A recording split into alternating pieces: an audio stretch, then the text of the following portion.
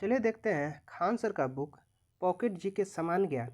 इसमें हम लोग मध्यकालीन भारत का चैप्टर नंबर 13 मुगलकालीन स्थापत्य कला देखेंगे।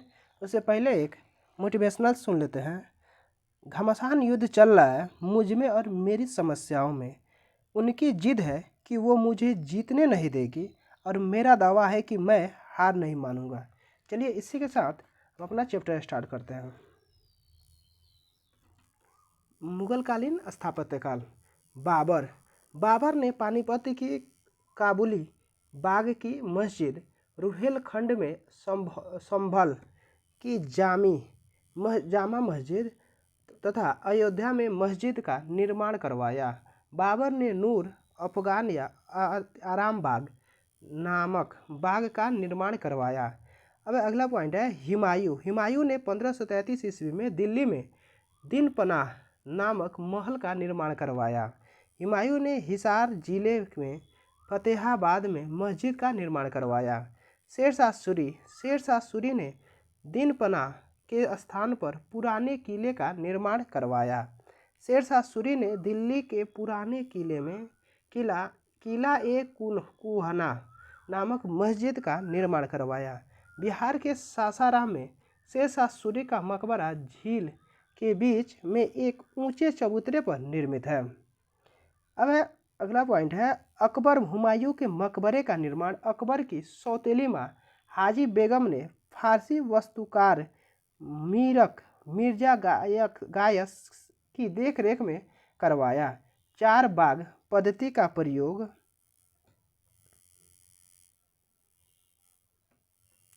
दोहरे गुंबद वाला भारत का पहला मकबरा ताजमहल का पूर्वागामी। अकबर ने 1569 ईस्वी में फतेहपुर सीकरी की नींव शेख सलीम चिश्ती के सम्मान में रखी। 1571 ईस्वी में फतेहपुर सीकरी को राजधानी बनाया।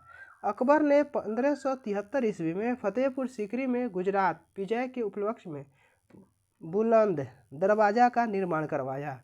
अकबर द्वारा फतेहपुर सीकरी में निर्मित इमारतों में बीरबल का महल, जोधाबाई का महल, तुर्की सुल्तान का महल, खास महल, मरियम महल, पंचमहल या हवा महल प्रमुख है। अकबर ने फतेहपुर सीकरी में जामा मस्जिद का निर्माण करवाया। सफ़ेद संगमरमर से निर्मित इस मस्जिद को फर्ग्यूसन ने पत्थर में रूमानी कथा के रूप में वर्णन किया। अकबर ने फतेहपुर सीकरी में शेख सलीम चिश्ती का मकबरा बनवाया। अकबर ने 1585 ईस्वी में फतेहपुर सीकरी के स्थान पर लाहौर की राजधानी बनाया तथा लाहौर के किले का निर्माण करवाया। अकबर ने आगरा का किला 1583 ईस्वी में इलाहाबाद का किला बनवाया।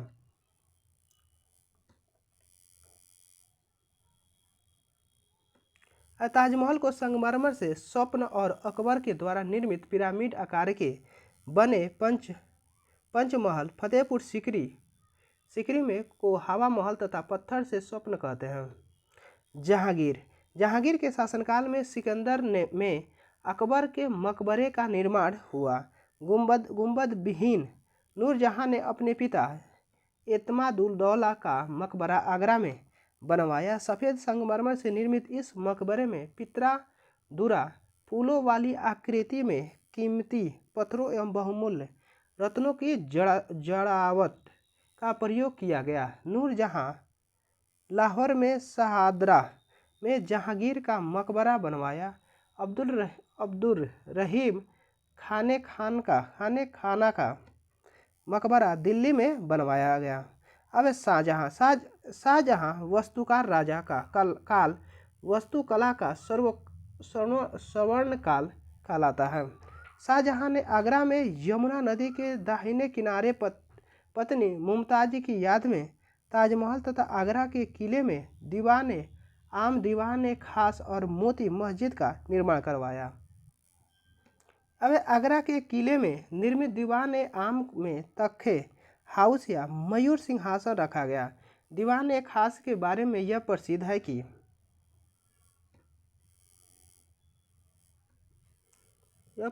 है कि अगर दुनिया में कहीं स्वर्ग है तो यह यही है, यही है, यही है।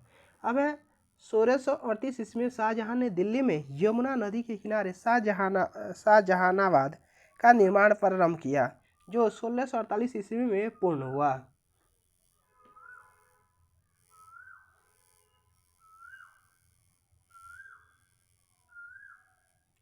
अब देखते हैं, शाहजहां ने शिल्पकार हमीद अहमद की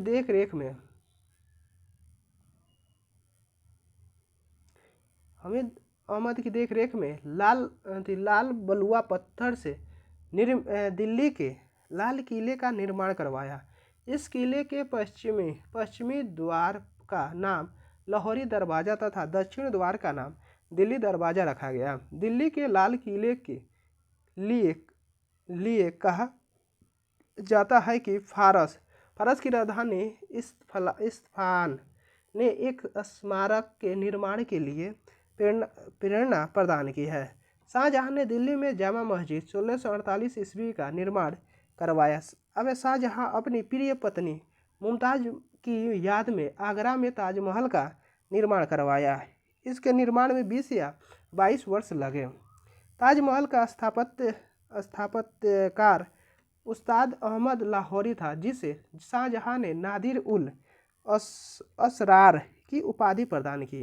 ताजमहल का प्रधान मिस्त्री या निर्माता या डिजाइन करने वाला वास्तुकार उस्ताद ईसा था। अब औरंगजेब ने दिल्ली के लाल किले में मोती मस्जिद का निर्माण करवाया। औरंगजेब ने लाहौर में बादशाही मस्जिद का निर्माण करवाया। औरंगजेब ने अपनी प्रिय पत्नी रबिया उद दुरानी की याद में औरंगजेब ने बीबी का मकबरा बनवाया।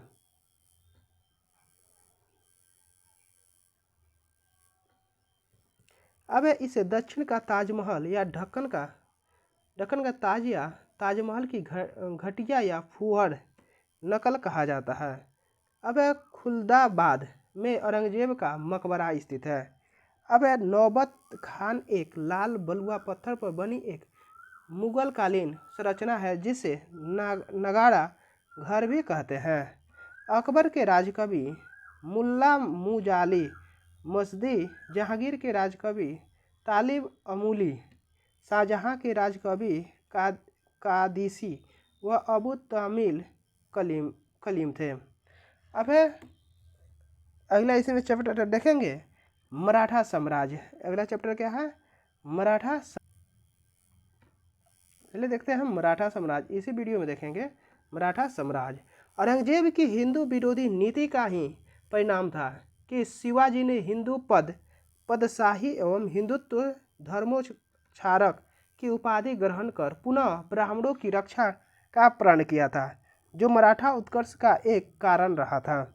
अब इस सब कारणों के साथ मराठों की उत्थान में शिवाजी की भूमिका उनके चमत्कारी व्यक्तित्व को भुलाया नहीं जा सकता था। अब शिवाजी ने अणु के कोनों की तरह फैले हुए मराठों के अपने कुशल नेतृत्व एवं राष्ट्रीयता के संदेशों के माध्यम से एकता के सूत्र में बांधा। अब इसके साथ ही मराठों की उस शक्ति को जगाया जो अंदर वर्षों से छिपी थी।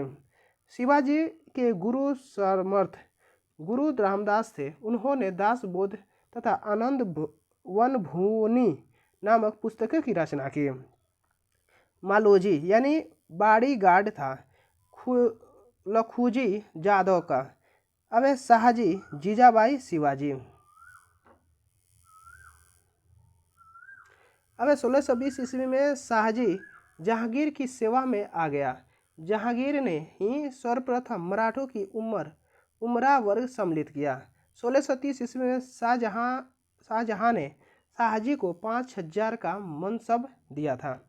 अब शिवाजी का जन्म 10 अप्रैल 1627 ईस्वी को शिवनेर के किले में हुआ। शिवनेरी देवी के नाम पर इस किले का नाम शिवाजी रखा गया है। शिवाजी का संरक्षक दादा कोड देव था। अब शिवाजी का प्रारंभिक विजय के बारे में देखते हैं। सिंहगढ़ यानी 1643 ईस्वी, राजगढ़ व तोरण 1646 ईस्वी, कोंडाना यानी 1647 ईस्वी, शाहजी को मुक्त करने के बदले छोड़ दिया। अब चाकन 1647 ईस्वी, पुरंदर यानी 1654 से नीलोजी कंठ से, जावली 1656 ईस्वी में चंद्र राव मोरे से। अब जन्नार 1656 ईस्वी, पहली बार मुगलों से संघर्ष औरंगजेब ने। शिवाजी ने बीजापुर के सरदार अफजल खां की धोखे से हत्या 1659 ईस्वी में की। शिवाजी का 1663 ईस्वी में मुगल सूबेदार शाइस्ता खां से संघर्ष हुआ। शिवाजी ने 8 जनवरी 1664 में सूरत को लूटा और इस सूरत की अंग्रेज कोठी का अध्यक्ष सर जॉर्ज ऑक्सडाइन था।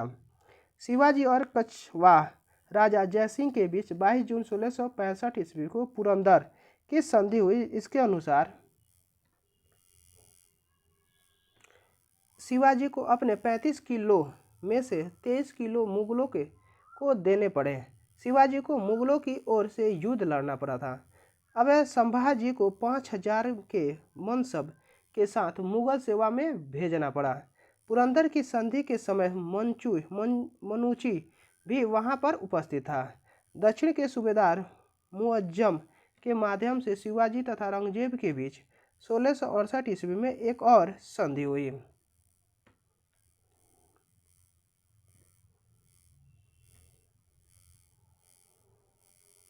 देखते हैं।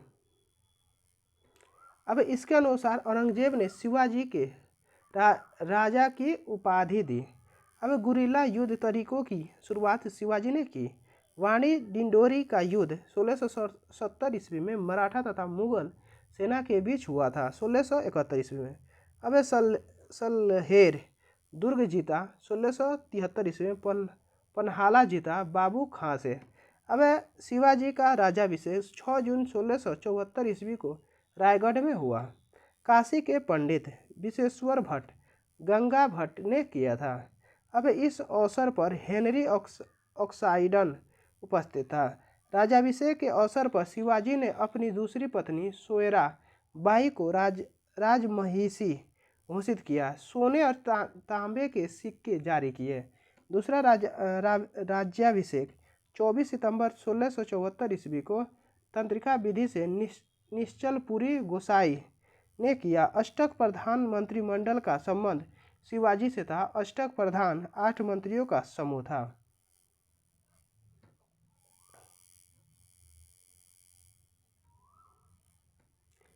अब राइज ऑफ मराठा पुस्तक के लेखक MG रनाडे थे। अब अगला पॉइंट चौथ एवं सरदेशमुखी कर शिवाजी ने लगाया था। जिंजी विजय 1678 ईस्वी में शिवाजी को अंतिम विजय थी। शिवाजी की मृत्यु 3 अप्रैल 1680 ईस्वी को हुई। इसका अंतिम संस्कार सोयराबाई से उत्पन्न पुत्र राजा राम ने किया था। शिवाजी की मृत्यु के समय संभाजी पन्हाला के किलों में कैद था। शिवाजी की पत्नी पुतलीबाई इसकी मृत्यु के बाद सती हुई थी। रायगढ़ किले का निर्माण तोरण के किले के पास हुआ। शिवाजी ने मुगलों को सल्हर के युद्ध 1659 ईस्वी में हराया था। अब आता शिवाजी के प्रशासन क्या है। शिवाजी के प्रशासन के बारे में देखते हैं। शिवाजी के मंत्री परिषद को अष्ट प्रधान कहा जाता था। पहला है पेशवा, राजा के शासन की देखभाल करना पेशवा करता था। अब है अमाव्य यानी मजमूदार यानी अर्थ मंत्री यानी रामचंद्र पंत। मंत्री वाक्य निवासी दरबारी लेखक थे। गुप्तचर एवं सूचना विभाग का प्रमुख आज के गृह मंत्री के समान था। अब है सुमंत दवीर, विदेश मंत्री था। सेनापति सरे नौबत यानी सैन्य विभाग का प्रमुख था। न्यायाधीश दीवान फौजदारी मुकदमे का निर्णायक था। सचिव गुरुन बीस यानी पत्राचार विभाग का प्रमुख था।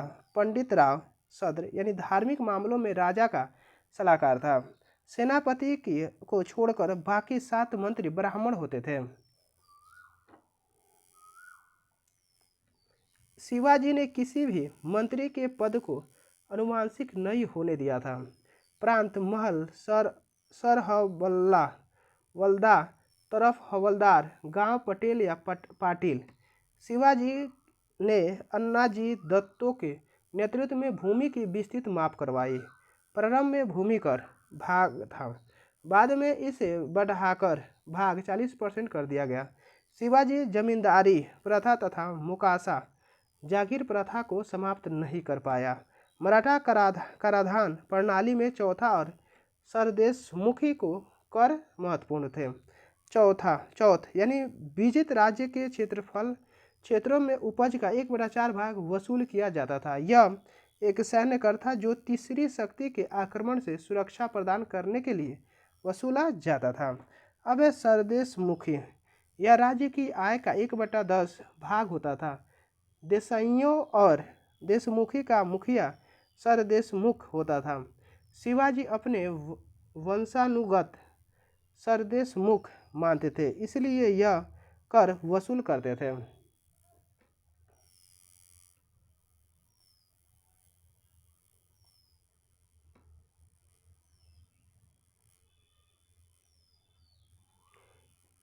अब किले में निम्न अधिकारी होते थे हवलदार, सुरक्षा प्रभारी, सूबेदार, नागरिक प्रशासन का प्रभारी, कारकून, गोदाम प्रभारी। अब कोलाबा, कल्याण तथा भिवंडी शिवाजी के प्रमुख नौसैनिक अड्डे थे। घुड़सवार सेना में पागा 25 सैनिक पर हवलदार, 5 हवलदारों पर एक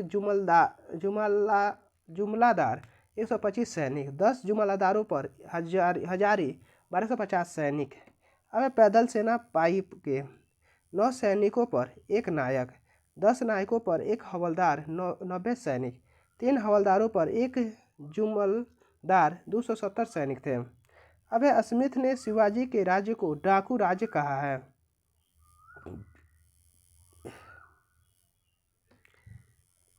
स्मिथ ने शिवाजी के राज्य को डाकू राज्य कहा है। औरंगजेब ने शिवाजी को पहाड़ी चूहा कहा था। अब शिवाजी के बाद संभाजी को 20 जुलाई 1680 ईस्वी को मराठा शासक बना। अष्टप्रधान का विघटन हो गया। कवि कलश को प्रशासन का अधिकार दिया है।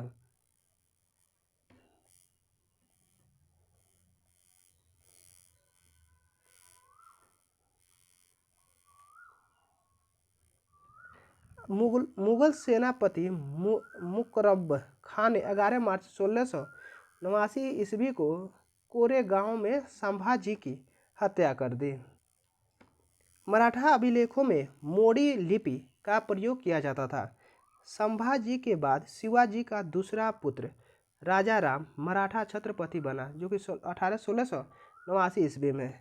1691 ईस्वी में मुगलों ने जुल्फिकार खां के नेतृत्व में जिंजी का घेरा डाल दिया। 8 सालों तक राजाराम को किले में ही घेरे रखा। 1698 ईस्वी में यह जिंजी से भागा तथा सतारा को अपनी राजधानी बनाया। 1700 ईस्वी में मृत्यु हो गई। इसने एक नए पद प्रतिनिधि को नियुक्त की, जो पदक्रम में पेशवा से भी ऊपर था। 1700 ईस्वी से लेकर 1707 ईस्वी तक राजाराम की पत्नी ताराबाई ने अल्पवयस्क शिवाजी द्वितीय की संरक्षिका के रूप में शासन किया। अब शाहू ने 1707 ईस्वी में ताराबाई को खेड़ के युद्ध में पराजित किया तथा मराठा छत्रपति बना। शाहू ने 1708 ईस्वी में अपना राज्याभिषेक करवाया तथा सतारा को अपनी राजधानी बनाया।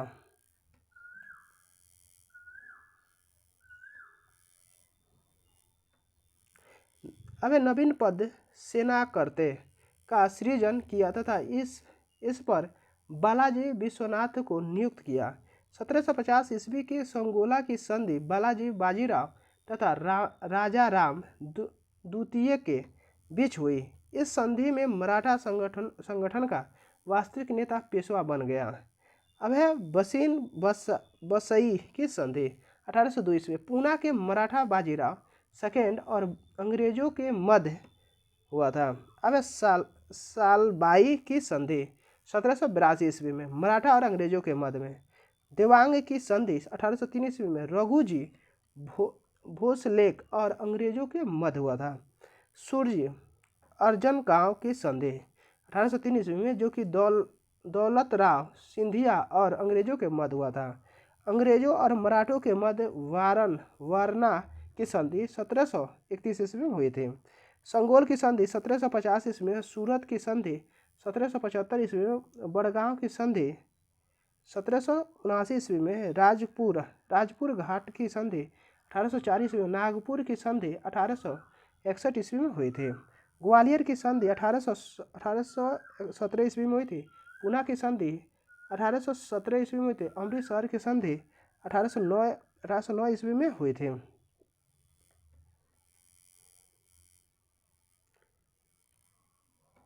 प्रथम आंग्ल मराठा युद्ध 1775 से 1782 ईस्वी तक हुई थी।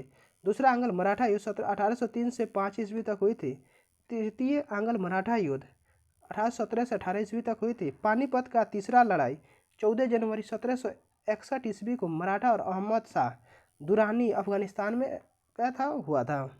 बाजीराव प्रथम को मराठा साम्राज्य का दूसरा संस्थापक कहा जाता है।